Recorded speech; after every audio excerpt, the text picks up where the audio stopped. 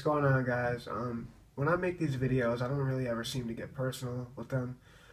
Usually the task at hand is just to focus on the amazing achievements or interesting factors about the current topic. But today's video is almost impossible for me to not feel personal about. This song is actually my favorite Peep song, and it's not only the song that got me into Little Peep, but this song tremendously helped me through a very tough time in my life where I was battling multiple things. And I'm sure you guys have a song or an artist out there that you relate to emotionally, and it helps you through a tough time. It doesn't necessarily have to be Little Peep, but I'm sure you guys can relate to that as well. So today's video just means a lot to me, not only for those factors, but I also am on the verge of reaching 100 subscribers, which I know isn't like, fucking millions of people, but it's enough to fill like 2 classrooms at least. And if I can educate 2 classrooms on what a fascinating and just interesting person Little Peep was, then I'm happy with that. And I feel a overwhelming sense of accomplishment, even something that minor. It really means a lot that you guys watch my videos.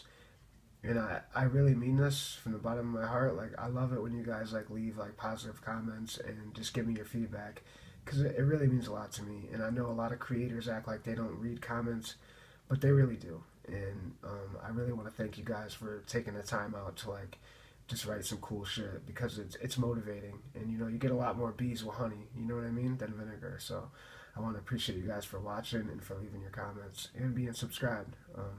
Hopefully we can grow this channel and really just spread some awareness on the fascinating story of Peep and some of the just cool shit he's done while he was here in his short 21 years. Alright, so let's get into it. The song I play when I crashed into the wall debuted and was released in September 2016 on the Hellboy mixtape. This mixtape was actually written in May of 2016. He wrote Crybaby and Hellboy in the same period. Hellboy and Crybaby had like a 2-month separation in between releases, so it's pretty much the same timeline.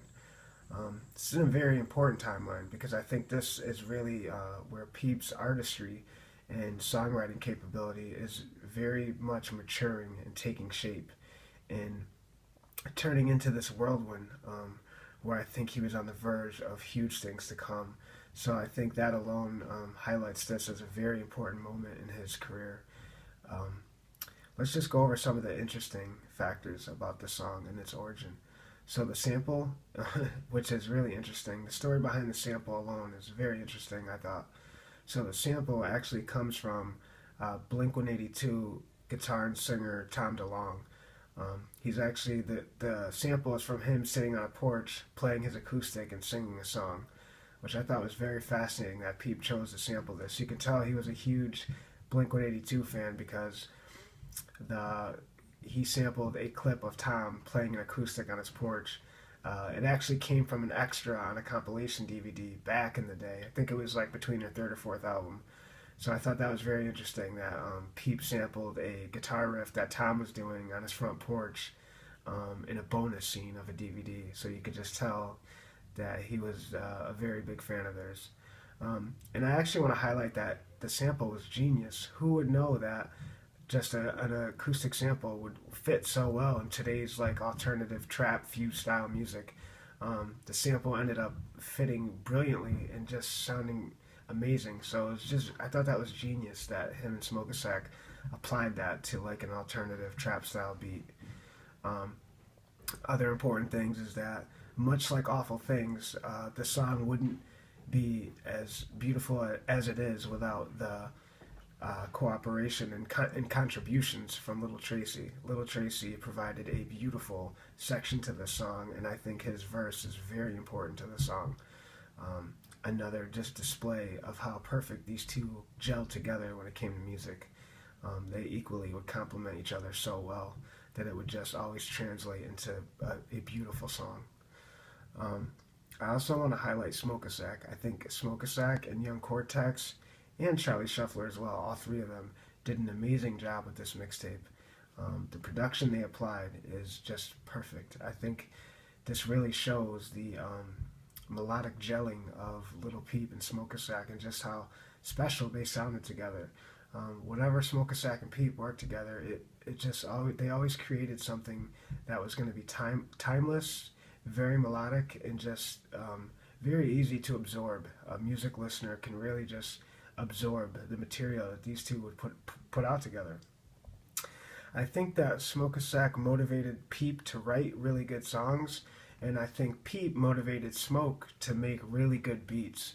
So I think those two dividing factors always equaled a very beautiful outcome. So I just thought that was pretty interesting how well these two would gel together in their musical endeavors. The songwriting of this track is amazing. I think this really is full on display, shows the ability of Lil Peep's songwriting and how well it is. The lyrics are pretty much about Peep refusing to turn the page and look back, refusing to go backwards in life, almost about going 2 steps forward and not going back at all. Almost like he sacrificed everything in his past to get to where he was in that present moment, and he refused to take a L, and he refused to look back. Almost like he didn't want to go back to his old ways, and he wanted to move forward, and everything he sacrificed his life for to get in the moment where he was, he wanted to stay where he was and move forward, but not go back. I think that's very relatable to an audience of no matter what color or what age, and when you can do that, your music usually is very meaningful. It also, the origin of the lyrics also, to me, are related to either getting over a girl or battling depression. I mean, there's even in the lyrics in the song about not wanting to be homeless again and hang out at malls. Pretty much like he didn't want to fucking be hanging out at the mall to stay out of the rain because he had no place to go. Just a very amazing story in these lyrics. It's very important. I think it's a very relatable content. And like I said, I just think this is where it's really displaying the birth of a very maturing songwriter at this point. I think this is the point in Peep's career where if you were around him or in his circle, when he was writing songs like this, you would just sit back and say, wow, like this kid is really writing huge fucking songs now. Like Peep is really writing big fucking songs. He's gonna make it. And I think that's very interesting because he really was.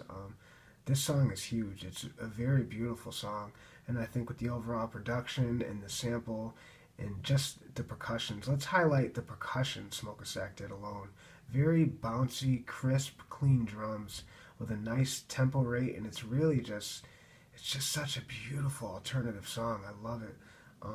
This is the song that really, really made me keep my ear open and my eye open on Peep. I really was interested and fascinated to see what he was going to do next and in the near future.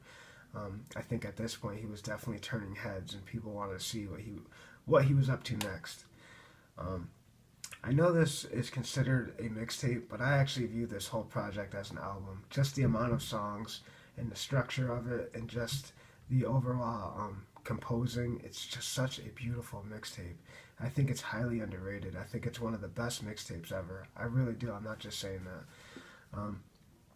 So yeah, I really hope you guys enjoyed the video, and hopefully we're able to really highlight all the beautiful things surrounding this song and why it's very important, not only to the origin of Hellboy, but just the origin of Peep's development. I think at this point in his career and in this timeline, he was really in the stage of artist development where he was really maturing as a musician. And I think this is important because I think this is where he's kind of debuting himself as a potential spokesperson for disconnected youth and for a generation. And I think it was songs like this that really would put him as a runner-up for that title. And no doubt he did get that title. That's what he was. But I think it's songs like this that really put him on the forefront and really made people pay attention to him. Whether you loved or hated him, it was songs like this where you knew he was something special, and this was something that needed to be heard, and he had a very important message. And we're no longer going to get that message, but at least we have the messages he's recorded and left behind. So I hope you guys liked the video, and I'll see y'all next time.